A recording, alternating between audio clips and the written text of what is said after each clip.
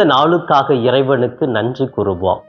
ஒவ்வொரு நாளுமே இறை வார்த்தையின் மூலமாக, இறை பிரசன்னத்தின் மூலமாக நாம் இறைவனுடைய பிள்ளையாக மகிழ்ந்து வாழ்ந்து கொண்டிருக்கிறோம். அப்படிப்பட்ட இறைவனை இன்னும் இறுக அணைத்து கொண்டு அவரோடு பயணிப்போம்.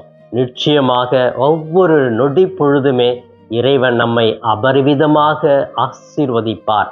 அன்புக்குரியவர்களே, இன்றைய மன்னா என்ற இந்த நிகழ்ச்சியில இன்று நம்முடைய தாயாம் திரு அவை நம் ஆண்டவர் இயேசுவும் நமக்கு இன்று கொடுக்கிற இன்றைய உயர்ந்த மன்னா லூகாஸ் நற்செய்தி பிரிவு 17 இறை வார்த்தைகள் 20 25 முடிய பகுதிகள்.